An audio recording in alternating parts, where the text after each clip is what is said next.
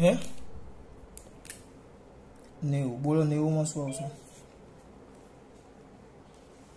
બોલ બેટા જોરથી.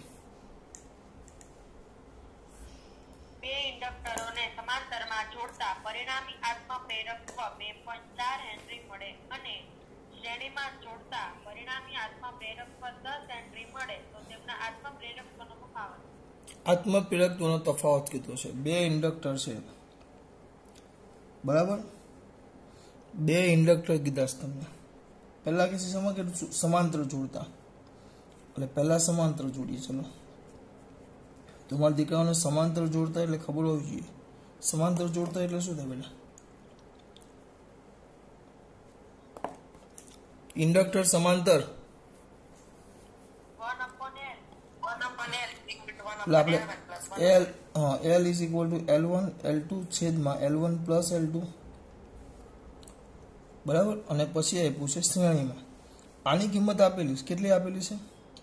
એટલે અહીંયા શ્રેણી લખી નાખો. શ્રેણીમાં જોડો તો સૂત્ર તમારું આવે L1 plus L2 is equal to, એ કેટલું છે? L1 L2 કેટલું છે બેટા? શ્રેણીમાં જોડો તો 10. અવાજ આવે છે ને? શ્રેણીમાં જોડો તો 10 અને સમાંતરમાં જોડો તો 2.4. તો અહીંયા આવશે 2.4 બરાબર L1 L2 છેદમાં L1 પ્લસ L2. પણ L1 પ્લસ L2 તો 10 છે. તમારો ગુણાકાર આવ્યો L1 L2 is equal to 24 henry. બસ આ બે કિંમત આપણા માટે બહુ થઈ ગઈ બેટા, એકા અને એકા બરાબર.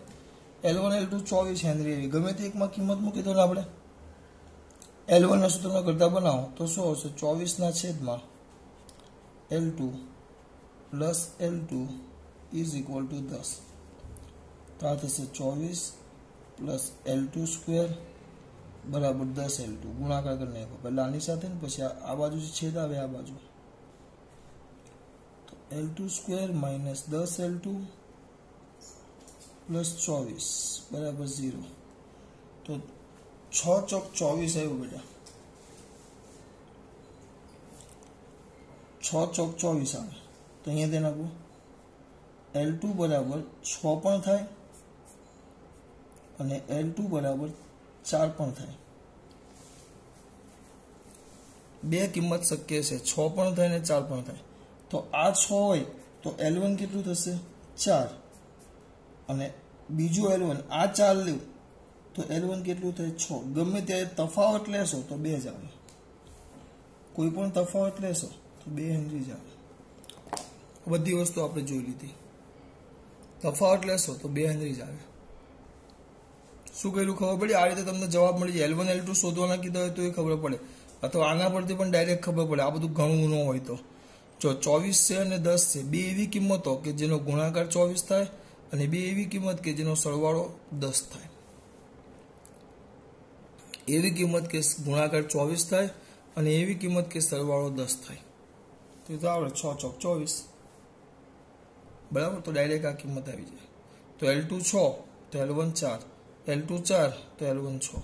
હા, પણ ગમે તે તફાવત લેશો તો એ 2 હેનરી જ આવે. ચલો આગળ બોલો દીકરા.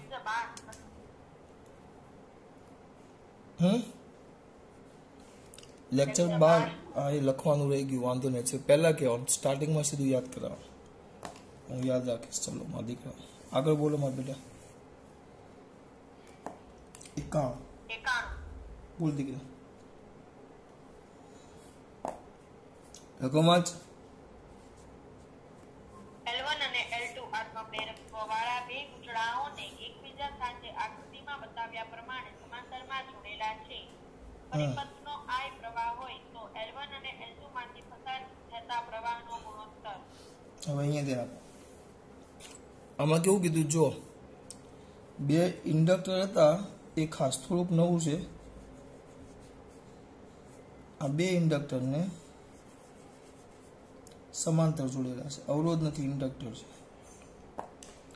સમાંતર જોડ્યા, દાખલા તરીકે અહીંયાથી પ્રવાહ I જાય, સમાંતર જોડે એટલે પ્રવાહ વહેંચાઈ જાય I1 અને આમાંથી I2, L1 L2.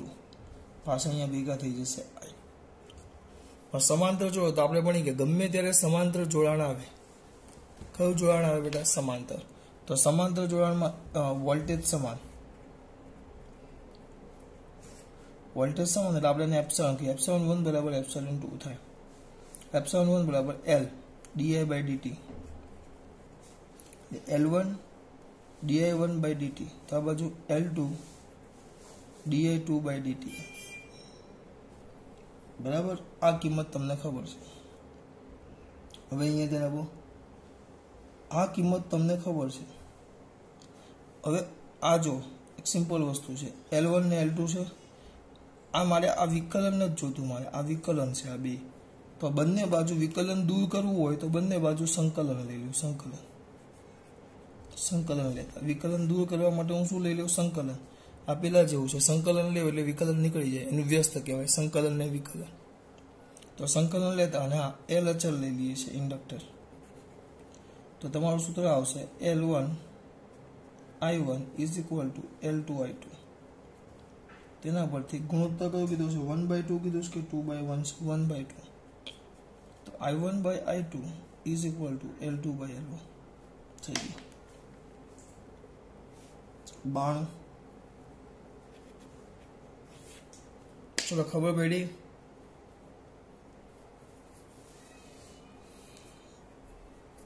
બાણું. ત્રિજ્યા અને એકમ લંબાઈ દીઠ N1 આકારવાળા એક L લંબાઈના સોલેનોઇડને ખૂબ જ લાંબા અને B ત્રિજ્યાવાળા તથા એકમ લંબાઈ દીઠ N2 આકારવાળા બીજા મોટા સોલેનોઇડની અંદર સમાન અક્ષો રહે તેમ મૂકેલ છે. તો આ તંત્રનું અન્યોન્ય પ્રેરકત્વ. આપણે જે સૂત્ર મૂકેલું એ જ છે બેટા, એ જ સૂત્રનો ઉપયોગ કર્યો છે. પણ એ લોકોએ પાછળ આપણું સૂત્ર શું હતું હમણાં મેં તમને ચલાવેલું. સૂત્ર આપણું શું હતું? ચલો સીધું એમનું સૂત્ર બોલો તો પેલા મોટાની અંદર નાનો મૂકીએ તો એક જણ સૂત્ર બોલશે. M બરાબર બોલો ચલો. મ્યુ સ્મોલ લખવાનું, N1 N2, કારણ કે એકમ લંબાઈ દીઠ સ્મોલ N2, હા A × L. આ મેન છે, બસ આની અંદર કિંમત મૂકી, બીજું કંઈ નથી. હા પણ આ A એટલે આપણે આડછેદ હતું. જોજો ધ્યાન આપજો, લોચો અહીંયા પડશે. આપણે આ એટલે આડછેદ હતું, પણ એ લોકોએ A એટલે ત્રિજ્યા આપી છે. જો એ લોકોએ એ ત્રિજ્યા આપી એટલે આપણે આનું ક્ષેત્રફળ લખવું હોય તો અહીંયા આવશે πa². અહીંયા πa² આવે, પણ અહીંયા A ત્રિજ્યા છે. એટલે એ લોકો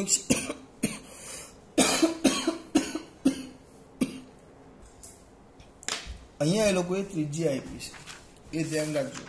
એટલે અહીંયા πa² લખ્યું, સૂત્ર બદલાવાનું નથી, કારણ કે આડછેદનું ક્ષેત્રફળ એટલે πa² થાય. પણ આપણે એ એટલે આડછેદ હતું, પણ અત્યારે એ એટલે ત્રિજ્યા છે એટલે πa² છે. નકર અમુકને એમ થાય કે સૂત્ર નવું આવ્યું.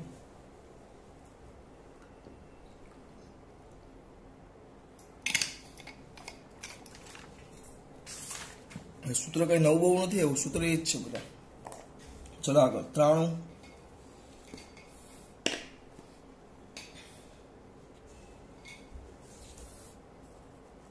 બોલ બેટા 93. બે કોઇલના તંત્રનું અન્યોન્ય પ્રેરકત્વ વધારવા માટે ખાલી જગ્યા. અન્યોન્ય પ્રેરકત્વ, અન્યોન્ય શું આપ્યું છે બોલ તો? વાંચ રકમ વિકલ્પ વાંચ. અન્યોન્ય પ્રેરકત્વ વધારવા છે બોલ. ગુચરામાં આંટાની સંખ્યા ઘટાડવી જોઈએ. અન્યોન્ય પ્રેરકત્વ આવે ને બેટા, અહીંયા ધ્યાન આપો, એ એમ એટલે પેલા જેવું જ થાય. એટલે જો એ તમે આમ યાદ રાખો ને તો એ કોના પર આધાર રાખે? L નું સૂત્ર આપણને યાદ હોવું જોઈએ. L નું સૂત્ર યાદ હતું મારા દીકરાઓને? L = μ0 n². પછી શું હતું બોલો? સૂત્ર તમારે બોલવું, હા બોલવાના, A/L. તો એમમાં આમાં એક હતું, પેલામાં બે હતા, આમાં એક ગુચરું હતું ખાલી. તો આમાં બે ગુચરા બાજુમાં આવે અન્યોન્યમાં. તે કોના પર આધાર રાખે? આંટાઓની સંખ્યા, પણ બંનેના આંટાઓની સંખ્યા પર આધાર રાખે. પછી માધ્યમ પર પણ આધાર રાખે. એ બંનેના આડછેદનું ક્ષેત્રફળ L લંબાઈ તેના પરિમાણ પર આધાર રાખે. અને બંનેના નમન ઉપર પણ આધાર રાખે. આમ સીધા ગોઠવાયેલા છે, આમ એક ક્રોસ છે, કે આમ છે ઉપર નીચે છે, કે આડા પાછા છે, આમ એના એ નમન ઉપર પણ આધાર રાખે. ડાન્સ નથી કરતો હું, એટલે એના પર પણ આધાર રાખે. તો ચલો હવે તમને શું કીધું છે? અન્યને પ્રેરકત્વ વધારવા કીધું છે, એમ વધારવું છે તમારે, એમ વધારવું છે. આ સૂત્રનો ઉપયોગ કરો તો પણ ચાલે, તમારે એમ વધારવું છે તો આ લખો, અથવા સૂત્ર તમારું આ સૂત્ર આ લખો μ0 n1 capital N1 N2 L sorry E by નીચે L આવી જાય, કારણ કે આની કિંમત મૂકીએ N1/L N2/L તો L ઉડી જાય, બેની લંબાઈ સરખી છે એટલે નીચે L² થાય, ઉપર L થાય, એક L ઉડી જાય, μ0. તો બંનેના આટાઓની સંખ્યા પર, ક્ષેત્રફળ પર, નાના લંબાઈ પર, માધ્યમ પર આધાર રાખે, બરાબર. તો તમારે એમ છે એમ તે વધારવું હોય તો આટા શું કરવા પડે, ઘટાડવા ન પડે, આટા વધારવા પડે, બરાબર. ગુજરાની આટા વધારવાથી તે લખેલું છે. વાઇડિંગના લાકડાના આધાર પર કરવું જોઈએ. જો વાઇડિંગ છે, વાઇડિંગ આ વાઇડિંગ હતું, આપણે યાદ કરો હમણાં વાઇડિંગની વાત કરેલી, તો આગળ પેલો લોખંડનો સળિયો મૂકેલો, લોખંડનો સળિયો, એના જગ્યાએ અહીંયા એ લોકો લાકડું મૂકવાનું કહે છે, આમ લાકડા પર કરવાનું, આમ અહીંયા અંદર લાકડું મૂકવાનું. તો લાકડું મૂકો તો લાકડા કંઈ મહત્વ જ નહીં, લાકડું તો વિદ્યુતનો વાહક છે, એટલે એમાં કોઈ ચુંબકત્વ કે ચુંબકીય ક્ષેત્રમાં કોઈ ફરક પડે જ નહીં, એટલે લાકડાનો કોઈ મતલબ જ નથી, એમ લાકડું છે એટલે એનો કોઈ મતલબ જ નથી. હા, લોખંડનો સળિયો કીધો હોત તો ફરક પડતે. ઉપરનામાંથી એક એ નહીં, એટલે કયું આવશે, ગૂંચળું છે એની સંખ્યા, ગૂંચળામાં આટાની સંખ્યા વધારવાથી, આ રીતે. ચલો પછી 94 બોલો બેટા.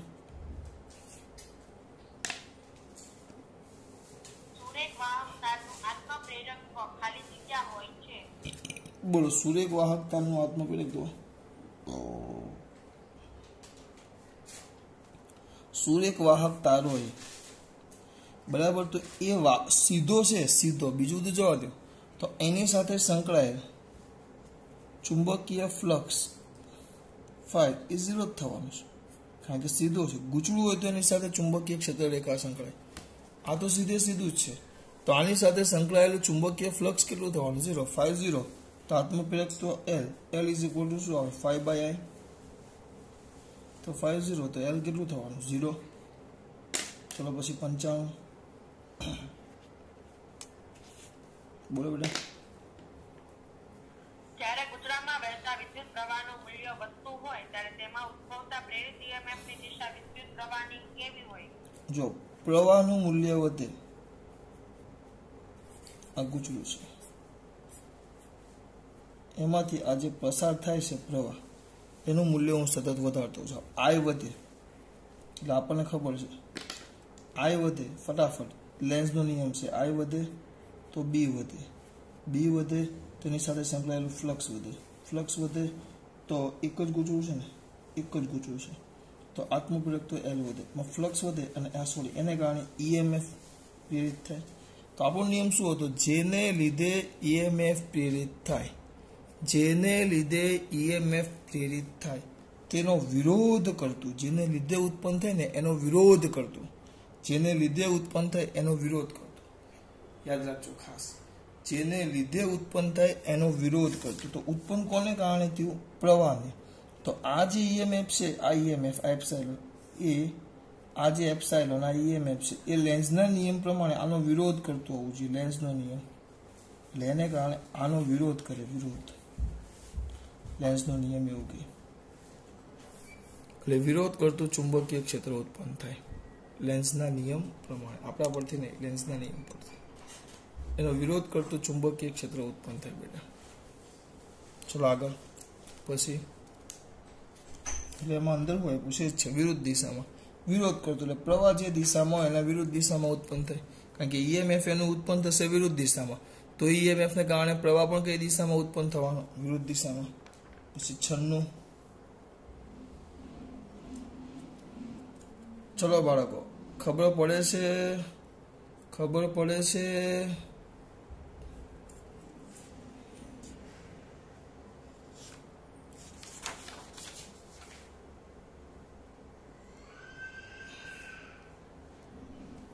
બધા નથી.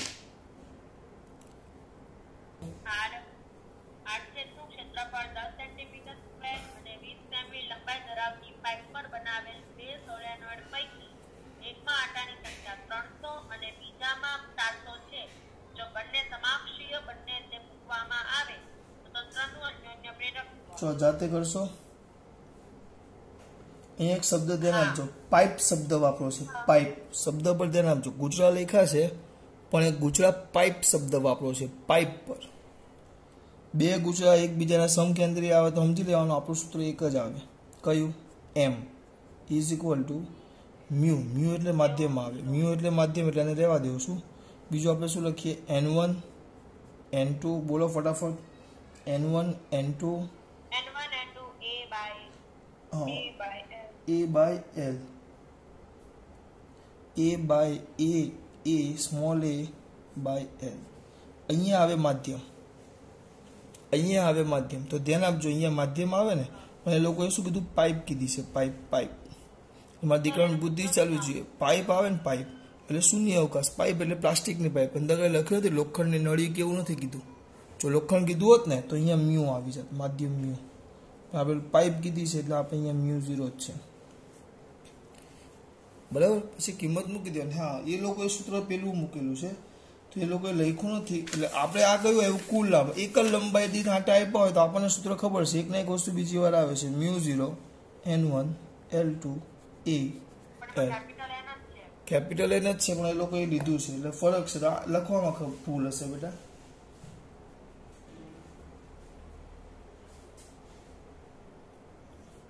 ભૂલ છે બેટા આમાં, જવાબમાં 300 400 ડાયરેક્ટ જ લખેલા છે દીકરા, કઈ વાંધો નહીં। આપણે રીતે યાદ રાખો, જો કુલ આપેલા છે એટલે આપણે 300 400 અહીંયા લખવું હોય ને તો આમાં લખવું પડે, આમાં ન લખાય કારણ કે એકમ લંબાઈ દીઠ આંટા નથી આપ્યા એ લોકોએ, એટલે એ લોકોની થોડીક ભૂલ છે। આપણે સૂત્ર યાદ રાખવાની અંદર કિંમત મૂકવાની છે, બરાબર। પછી 57 બોલો, બોલો બેટા। 2 મિલી હેનરી અને 8 મિલી હેનરીનું આત્મપ્રેરકત્વ ધરાવતી બે કોઇલ એકબીજાની નજીક એવી રીતે મૂકવામાં આવી છે કે જેથી એક કોઇલમાં અસરકારક બીજા કોઇલમાંના ફ્લક્સ કરતા અડધું થાય, તો તે બંને કોઇલના બનેલા તંત્રનું અન્યોન્ય પ્રેરકત્વ શોધો। એક શું કીધું બેટા? એક પાછળની રકમ વાત તો પાછી 2 મિલી હેનરી અને 8 મિલી હેનરીનું આત્મપ્રેરકત્વ ધરાવતી બે કોઇલ એકબીજાની નજીક એવી રીતે મૂકવામાં આવી છે કે જેથી એક કોઇલમાં અસરકારક બીજા કોઇલમાંના ફ્લક્સ કરતા અડધું થાય, તો તે બંને કોઇલના બનેલા તંત્રનું અન્યોન્ય પ્રેરકત્વ। તો એનું સૂત્ર તંત્રનું સીધું બેના અન્યોન્ય પ્રેરકત્વ આપેલા હોય તો M is equal two K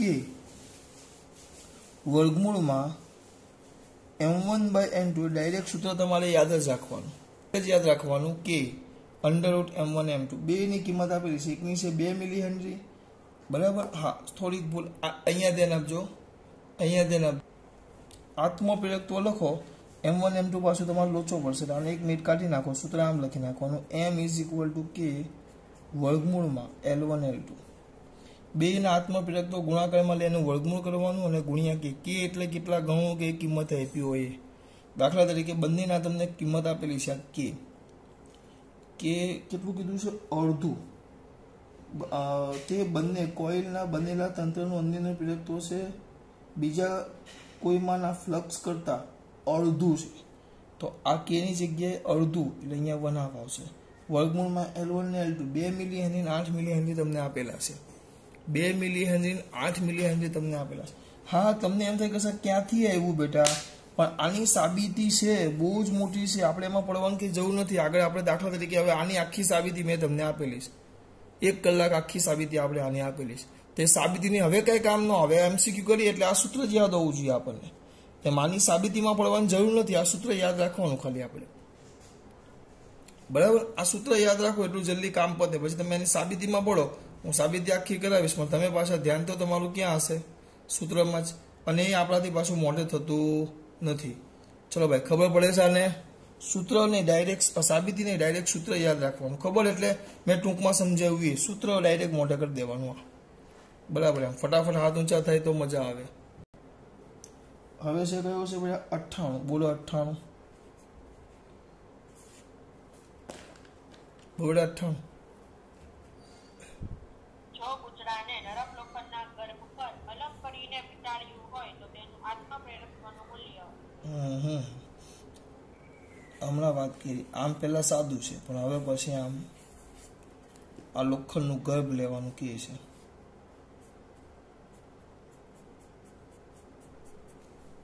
તો હવે આત્મપીડકત્વ શું થાય એમ કીધું છે તમને. આત્મ કીધું છે ને, આત્મપીડકત્વ. તો આમાં સૂત્ર શું આવે? L is equal to mu 0. L is equal to mu 0. સૂત્ર શું આવે બેટા? n square. સૂત્ર બોલો. n square a by L. હવે આ ગૂંચળું મૂકીએ તો હવે L is equal to mu 0 ની જગ્યાએ મ્યુ આવી જાય, કારણ કે હવે શૂન્ય અવકાશ નથી, અહીંયા માધ્યમ છે. Mu n square a by L. મ્યુની કિંમત મૂકો, આગળ આપણે હમણાં જ લખેલું કે ભાઈ mu r is equal to mu by mu 0. Therefore mu is equal to mu r mu 0. તો કિંમત શું આવશે મારા દીકરા? કિંમત મૂકીએ તો પહેરાવ ત્યાં શું આવશે? Mu 0 mu r n square a by L. ટૂંકમાં આને L0 કહી દઉં. L0 એટલે શૂન્ય અવકાશ માટે. તો mu 0 n square a L L. તો શું આવશે? Mu r L0.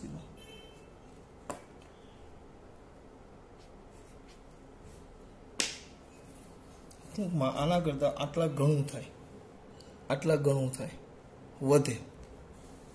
અને એમ પણ વધે. કેમ? કારણ કે અત્યારે ચુંબકીય ક્ષેત્ર ઉત્પન્ન થાય.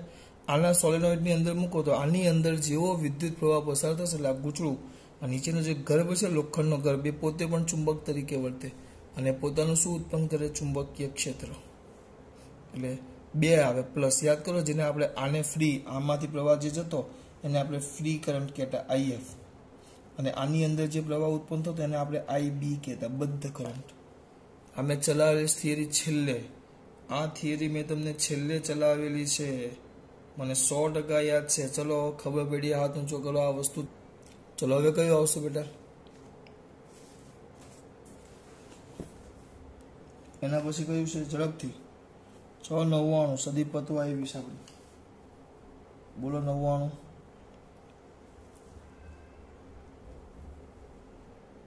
4 મિલી હેનરી અન્યોન્ય પ્રેરકત્વ ધરાવતા બે સૂચના તંત્રમાં કોઈ એક ગૂંચળામાં વહેતો પ્રવાહ I is equal to 10 sin 100 pi t ampere અનુસાર બદલાય તો પ્રેરિત EMF ના મહત્તમ મૂલ્યની ગણતરી કરો. પ્રેરિત EMF ના મહત્તમ મૂલ્યની ગણતરી કરો. E મેક્સિમમ જોઈએ તમારે. મહત્તમ મૂલ્ય. ચલો પહેલા એક કામ કરીએ. પ્રવાહ તમને આપેલો છે, બીજું બધું જવા દો. પ્રવાહ I આપ્યો છે. I is equal to 10 sin 100 pi t. EMF નું સૂત્ર લખો. Epsilon is equal two L બેલ આપેલું છે, L આપેલું છે, અન્યોન્ય છે, અન્યોન્ય એટલે L નો આવે, M આવે, M આવે. સૂત્રમાં ફરક ન પડે, M આવે, M અને આવશે di/dt. બરાબર. તો ચલો કિંમત મૂકો M ના M. બીજું બધું પછી કિંમત મૂકીશ. d/dt આ આવશે 10 sin 100 pi t. તો વ્યવસ્થિત જોશો M બરાબર. 10 ના 10 sin નું થઈ જાય cos 100 pi t. sin નું cos આવે પ્લસ આ 100 pi t આવ્યું, અને આ 100 pi t છે એનું પાછું વિકલન થાય, કારણ કે આ વિધેય છે તેમાં 100 pi પાછો આવી જાય સહગુણક. આપણે આને ઓમેગા ટી કહી દો એવું વિચાર લ્યો કે આ ઓમેગા ટી છે એમ વિચાર લ્યો, તો શું થાય? પાછું શું લખીએ આપણે? સાઇન ઓમેગા ટી નું cos omega T into omega. તો ઓમેગા એટલે પાછું 100 pi, હાથે આવે. આ તમારું વિકલન થયું, આ એપ્સાઇલોન થયું આખું. એપ્સાઇલોન ઇઝ ઇક્વલ ટુ કિંમતો લઈ લઈએ 100, આ 100 ને આ 10 તો 1000 થઈ જાય. 1000 પાઈ ગુણ્યા M તમે કંઈક બોલેલો 4 મિલી હેનરી, 4 ગુણ્યા 10⁻³ હેનરી. આ M ની કિંમત મૂકી, M મિલી હેનરી. તો વધુ શું? સાથે સાથે કોસ 100 પાઈ ટી. આ કિંમત વધી, ગુણાકાર કરી નાખો. બીજા બધા મમ્મા ઉપર નથી માગતો. 1000 10⁻³ પણ એ લોકોએ તમને કીધું છે એપ્સાઇલોન મેક્સિમમ લ્યો. હજી મારા દીકરાઓ ચલો આને પછી લખું, સાદું સૂત્ર મૂકું તો એપ્સાઇલોન ઇઝ ઇક્વલ ટુ આ 1000 ચાલ્યા ગયા બરાબર, તો 4 પાઈ 4 અને પાઈ કોસ 100 પાઈ ટી આ કીધું છે. આ સૂત્ર આ અનુસાર એપ્સાઇલોન બદલાય, આ સૂત્ર અનુસાર એપ્સાઇલોન બદલાય. પણ તમને એપ્સાઇલોન મેક્સિમમ કીધું છે, એમ કીધું છે કે આને મેક્સિમમ લ્યો. જો આને મેક્સિમમ લ્યો તો એ આ વિધેય અનુસાર બદલાય, તો કોસની કિંમત 1 લેવી પડે. તો એનો મતલબ તમે એપ્સાઇલોન મેક્સિમમ લખો, એપ્સાઇલોન મેક્સિમમ લખો તો એની કિંમત 1 આ 1 લઈ લો તો 4 પાઈ વોલ્ટ. 4 પાઈમાં જ છે, હા આવી ગઈ. જો મસ્ત સુપર MCQ છે. ચલો સદી પૂરી કરીએ. 100 બોલો 100. ભારતમાં એસી સપ્લાયની આવૃત્તિ. ભારતમાં ઇન ઇન્ડિયા 50 હર્ટ્ઝ આવે, અને જો ભૂલે ચૂકે અમેરિકા પૂછી લે તો એ 60 હર્ટ્ઝ આવે. ધ્યાન રાખજો. 101 નો ચાલો બોલો. 101 ઇન્ડક્ટરમાં સંગ્રહ પામતી ઉર્જા ખાલી જગ્યા સ્વરૂપમાં હોય છે. ઇન્ડક્ટરમાં સંગ્રહ પામતી ઉર્જા, ચલો ધ્યાન આવવું જોઈએ. ઇન્ડક્ટર એટલે આ ગૂંચવું થાય, તો એમાં સંગ્રહ પામતી ઉર્જા, આની અંદર संग्रह पामती ऊर्जा, इसके अंदर संग्रह पामती ऊर्जा. तो इंडक्टर में आवे तो एल में क्या स्वरूपे आवे? चुंबकीय क्षेत्र. कैपेसिटर में कई स्वरूपे आवे? विद्युत क्षेत्र. पेला में आवे चुंबकीय क्षेत्र, आमां आवे विद्युत क्षेत्र. चलो भाई आटला में खबर पड़ी मारा दीकराओने? हाथ पग जे ऊंचा करवा करजो. खबर पड़ी आमां? चलो खास बात.